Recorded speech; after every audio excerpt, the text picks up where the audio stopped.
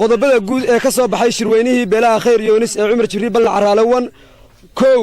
waxay isla qaateen beelaha khayr yoonis inay ku dhaqmaan shareecada islaamka iyo maslaxadeeda labo waxay isla qaateen beelaha khayr yoonis jiritaanka Soomaaliya iyo midnimadooda inay muqaddis tahay lambar 3 beelaha khayr yoonis waxay isla qaateen inay ka midoobaan kow dhaqanka laba dhaqaalaha 3 siyaasadda 4 horumarka waxay isla qaateen beelaha khayr yoonis nabad ku wada noolaanshaha iyo daris wanaagga beelaha ay walaalaha yihiin ee deegaanadooda degan shirku waxa weeye shirkii khayr yoonis weeye in dooraanu ku shiraynay waxaan u shiraynay dantayada halkan waxaan ka salaamayaa suldaanka guud ee beesha Cumar Jibriil Sultaan Cabdiraxmaan Jaamac Qodax iyo wasiir dawladaha wasaaradda waxbarashada Maxamed Xaaji Aadan Cilmi barsaab xigeenka gobolka Saraar Nuur Qaasim Qodax ahna kusimaha barsaabka gobolka Saraar waxaan kala salaamayaa xildhibaanada golaha deegaanka degmada Caynaba xogayaha dawladda hoose ee degmada Berbera xildhibaanada degmada Berbera xildhibaanada golaha deegaanka degmada Caynaba dhammaan waan salaamayaa waxaan halkan ka salaamayaa kale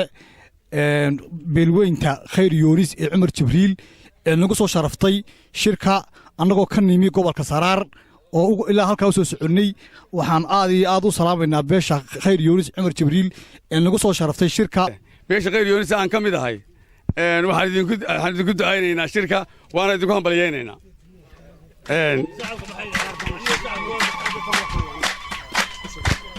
aad iyo aadna waa idinkaga mahad celinaynaa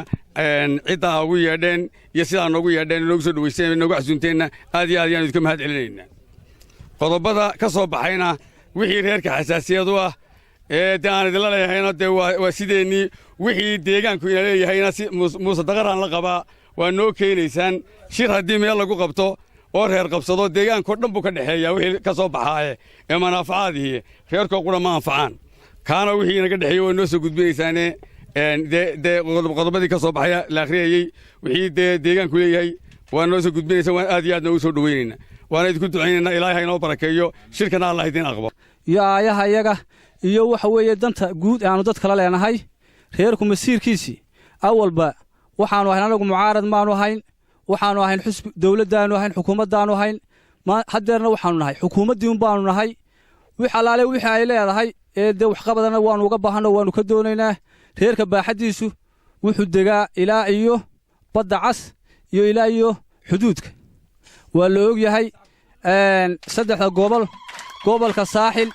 gobolka togdheer gobolka saraar gobolka sanaag afartaa gobol baanu ka tirsannahay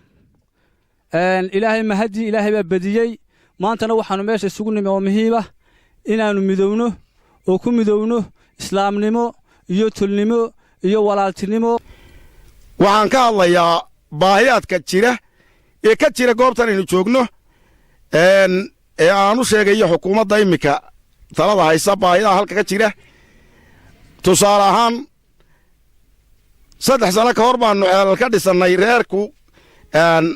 Cumar Jibriil ka dhisay saldhig askartiisii iyo gaadhigiisii iyo nidaamkiisii oo dhammi sidii bay ku maqan yihiin shil baa ka dhacay hashalay tuu ka dhacay oo lagu dilay nin dushiisa waa la qaban kari waaye ilaa iyo burco bilayskii iyo ciidankii iyo shicibka iska kaashadeen maydkiina wuxuu ku dhaawaceen jidku ku dhintay sidaa darteed waxaanu leenahay hadday caafimaad tahay hadday tahay nabadgelyaba dee ha loo dhega nuglaado waxa laga qabto waxaan salaamayaa shirkan khayr yoonis ama Cumar Jibriilba maanta ka muuqdo madax fara badan cuqaal fara badan shacab fara badan uu ka muuqdo ayaan salaamaya waxaan ku salaamayaa salaanta islaamka waxaan leeyahay intii la magacaabi lahaa anagu waxaan caaqil reer yoonis ahna cuqaashan deriska ee la taala ee dantu ay ka dhaxayso ee guriga iyo biyaha iyo waxba aanay u kala soconayn wada yaala cuqaashaasaanu ka midnahay waxaanu soo xafladda ayaana la ku soo dhaweeyay annana deris markaanu noqono waxaanu ka soo qayb galnay xidhitaankii xafladda beesha deegaanka ee khayr yoonis xafladda oo ah reerka aanu dee biyaa wada cabno noloshu naga dhaxayso haddaanu nahay reer yoonis reer ayaga wada yaala waxaan leeyahay haddaan ka joogo cuqaashii reer yoonis waxaan leeyahay waxaannu idinku salaamaynaa cumar jibriilba markaad tihiin salaanta islaamka waannu idin soo dhowaynaynaa aad iyo aad baannu shirkiinnan ugu hambalyaynaynaa bismillaahi raxmaani raxiim halkan waxaan ka salaamayaa marti sharafta badan ee cumar jibriil gaar ahaan marti sharaftan dadka nagu soo casuntay khayr yoonis ayaan aad u salaamaya waxaan kaloo salaamayaa saacatul wasiirka fadhiya ilaa suldaan ilaa xildhibaano heer qaran iyo heer gobol iyo salaadiinta aad baan intaba u salaamayaa waxaan ku salaamayaa salaanta islaamka assalaamu calaykum waraxmatullahi wabarakaatu anigoo ku hadlaya magaca dalladda beesha cumar jibriil iyo hablaha muuse abakor oo ku midoobay beel ahaan gobolka togdheer magaceedana la yidhaahdo heego iyo hilaac bari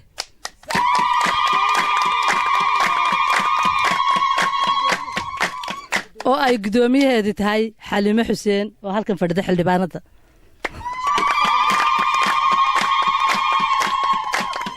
annaga oo ku midownay mid siyaasadeed iyo mid dhaqan iyo mid beeleedba marti sharafta qaaligeena soo dhoweysay waxaan idin leeyahay shirkiinna aa qabanqaabsateen ku guulaysta kii jira oo joogana ha noqdo wasalaamu calaykum waraxmatullahi marka hore waxaan salaamayaa suldaanka guud cabdiraxmaan qodax waxaan kaloo salaamayaa wasiirka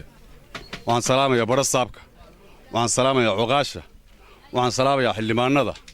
waxaan salaamayaa maayarada waxaan salaamayaa shacab weynaha xafladda isugu yimi waxaan kaloo salaamayaa marwooyinka jooga iyo hablaha Soomaaliland halka isugu yimi Cumar iyo Muuse Bakar waxaan ku salaamayaa salaanta islaamka assalaamu calaykum waraxmatullaahi wabarakaatu salaan ka bacdi halka dawladda horta ka sheegaysan saraan 1996 geedka nabarkaagu yaal geedka suuq gaadhaaniga mugta bergan bula dawladda aad mugta maantana waa qaabkii horta hadii tii hore wax bedeli weydii haddaan bal inuu kulmiye la yidhi oo wax bedelay bal kulmiye horta kelmadda gaarsiiya inay saraataa bila caafimaad inay tahay bila dawlad inay tahay bila bahalkii bila nabad inay tahay wax kasta bila caaf inay tahay horta kulmiye la gaarsiiyo qodobkaas waa qodobka labaad anuu shirkaan marka hore deqeeriyoon isqabtay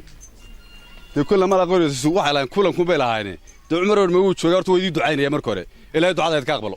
horta marka ugu horeysa umada haday wax tabato tii xaraan ma aha inay waxay tabatay sheegto si kastaba ha gudbisee waxaan marka halkan ka cadeynaya wax tabashadayadu marka ugu horeysa wasiirka madaxtooyada markii horena wuu ogaa kulmiyaha halkan ka soo galnay wuu ogahay inuu dhabarkiisa aanu taaganahay taagnoona doono waxba umaanu dhimin laakiin waxbaanu ka sheeganaynay waxa weeyaan isagana waxaanu ka tabanayno inuu saxaan rabnaa inta loo soo sheegana waa run haday cusbitaal laan tahay haday biyo tahay haday caafimaad tahay shirkan khayr yoonis marka hore waa ku hambalyeynayna waana ugu ducaynaynaa aad iyo aad baan u soo dhaweynayaa shirka qodobada ka soo baxayna insha Allah way hirgelinayna waana qaadaynaa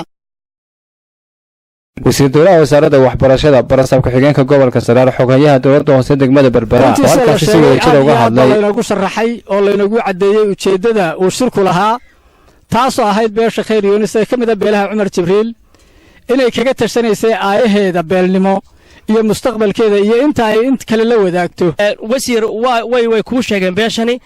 inay kulmiye yihiin waxa kale oo ku sheegeen xildhibaanada uga soo baxay magaalada Berber golaha deegaanka ee iminka jooga iyo kuwa caynaba labaduba inay kulmiye yihiin waxay kale oo halkan ka cadeeyeen beeshu oo aan fariinta gaarsiinayna xisbiga kulmiye iyo madaxdiisa iyo madaxda dawladda in xildhibaanada ka sharaxan golaha baarlamaanka ee caynaba iyo Berber laba xildhibaan baa uga sharaxan labada xildhibaanba inay kulmiye yihiin beesha khayr yoonis talaabada ay qaadeen ee ay ku mideeyeen taladoodii